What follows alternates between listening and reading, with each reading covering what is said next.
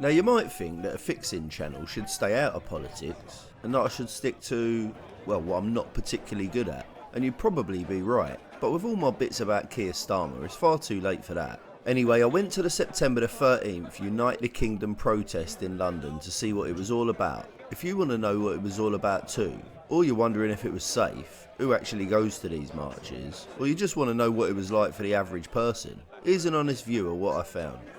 Arriving at Liverpool Street, I saw that despite the organisers' request for protesters not to get drunk before the march, the Wetherspoons was overflowing with pissed patriots and bargain booze. Well, everyone knows Brits can't, and quite frankly shouldn't have to, do anything without a pint first. Now I didn't stop for a beer. I already had some cider in the bag, so I jumped on the tube and got the Circle line to Blackfriars Station, which was where the UTK organisers said the start point was. From what I gather, the route was supposed to go from Blackfriars Station down to the south side of the river, then follow Stamford Street, also known as the A3200 to Town Planners, down to Westminster Bridge, where the route would then cross back over to the Houses of Parliament and Downing Street, where the crowd could tell Keir Starmer what they really thought of him. Now this obviously wasn't to be, as things took a quite literal different turn. At Blackfriars Station, it was clear that this was not a normal Saturday, with the station throbbing with people, and almost everyone either carrying or wearing some kind of flag. To do my good deed for the day, I handed out some St George's Cross flags outside the station, while feebly attempting to request people to say no to digital IDs. With the empty beer bottles and cans overloading the inadequate refuse facilities and the thick smell of weed in the air, it was clear that you were supposed to be at least somewhat inebriated at this protest. So wanting to mix in, I ventured into Sainsbury's, only to be disappointed that the Patriots had completely cleaned Sainsbury's out of all the lager except for some kind of peach beer, or 0% Corona. Obviously I opted for the peach beer as a healthy option. Immediately I discovered, and was reminded throughout the day, what the main sentiment of the crowd was. Some love Tommy Robinson. There's the Robinson crowd.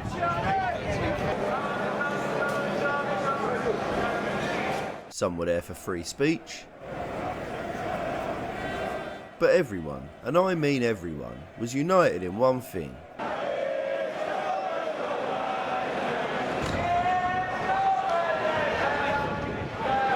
It felt a bit like a festival. People seemed jovial and relaxed. There were old people, young people, mothers, mums with their kids out, babies, fathers. It was a family affair, if of course you don't mind your child joining in rude chants about the Prime Minister, of course. The police presence on the ground didn't seem too heavy here. Maybe there was a Greggs close by, but you were constantly reminded of their overwatch from multiple choppers circling overhead. They were probably looking forward to it kicking off so they could batter some patriots. It was getting busier than a politician at a brothel at Blackfriars Station, and it seemed people were already making their way over the bridge, so I ventured over to try and get some better shots of the crowd. The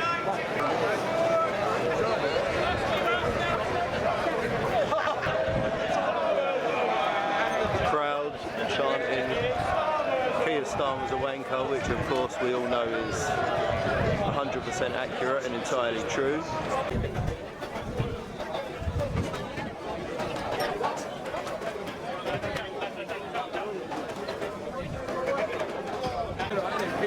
Very strong sentiment. I don't think this sign went through the spell check.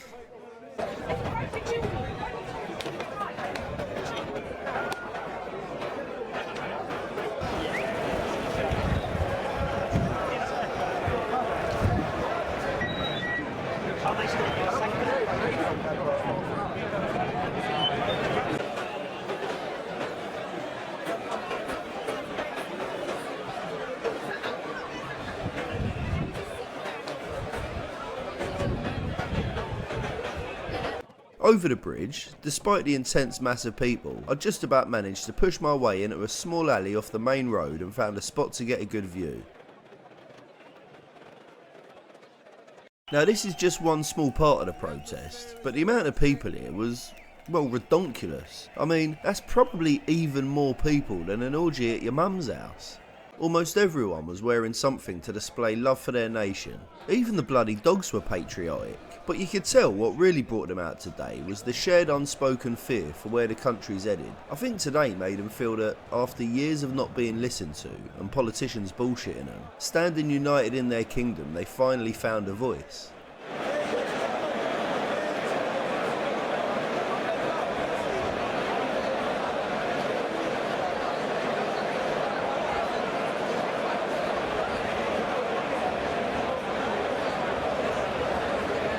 Here I was stuck for about 2 hours. At first I thought the march hadn't started, but actually the crowd was so humongous that it just didn't move for 2 hours. People didn't seem to mind though. There was drinking and merriment, horns, music, and general communal celebration of our disgust at our dear leader, Comrade Stalin. Comrade Starmer.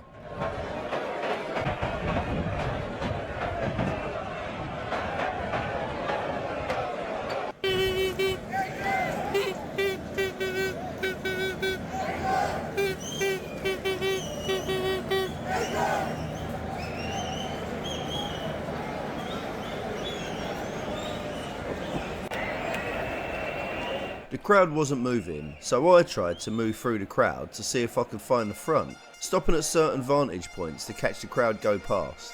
It did piss down with rain at one point, but with the protesters wetter than your mum on a Friday night, the march continued. I mean, let's face it, if we cancelled a job every time it rained in the UK, we'd never get anything done. These next two clips are looking down Stamford Street from either side of the BFI IMAX. That's the building shaped like a massive steel nipple.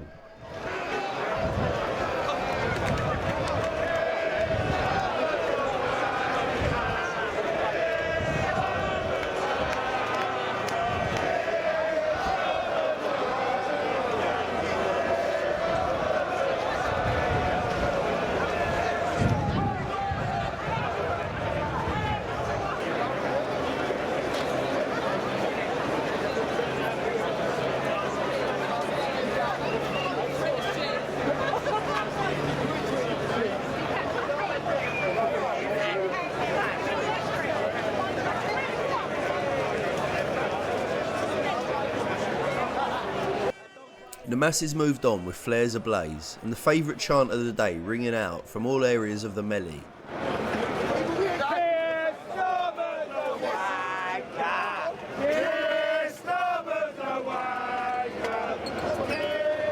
You can clearly see that while people were a little bit drunk, it's not like anyone was absolutely legless.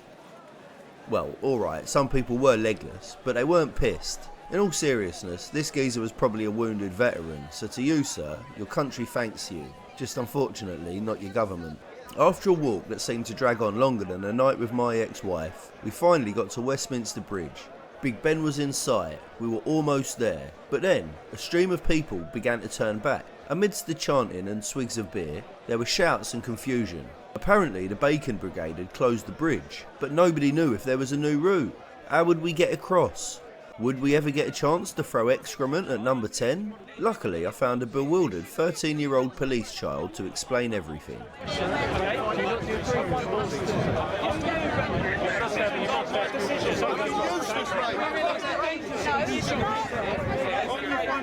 Right now, me standing here talking to all of you is not helping. I completely understand. I completely understand the frustration.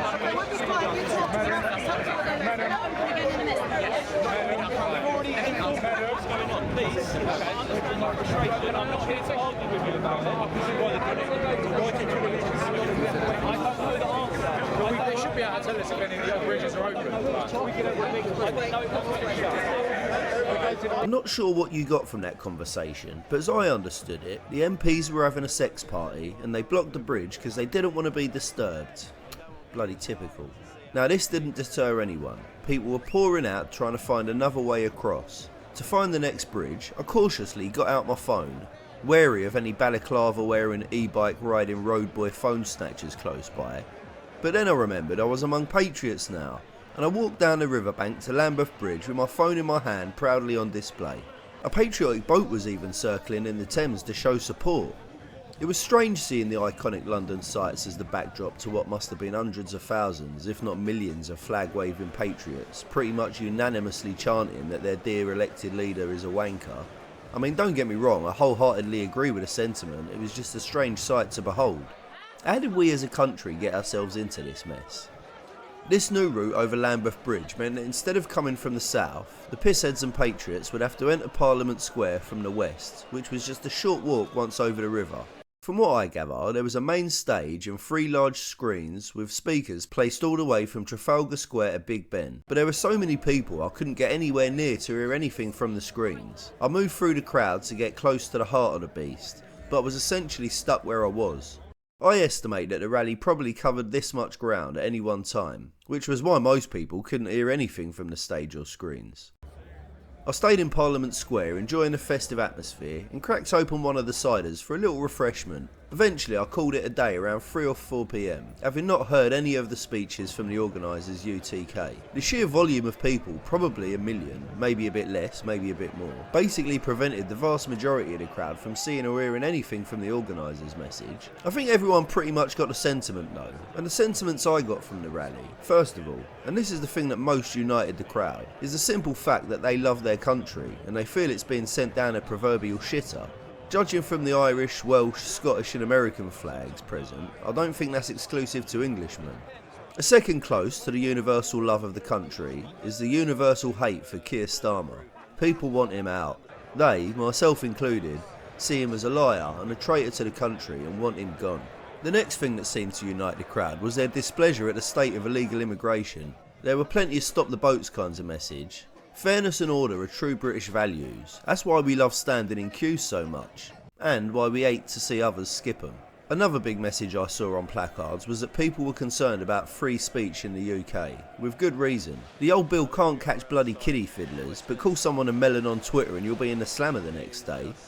Other than that, there were loads of different messages. Say no to digital IDs, don't trust Labour, RIP Charlie Kirk, Keir Starmer likes rent boys. Well, I mean, that one's obvious.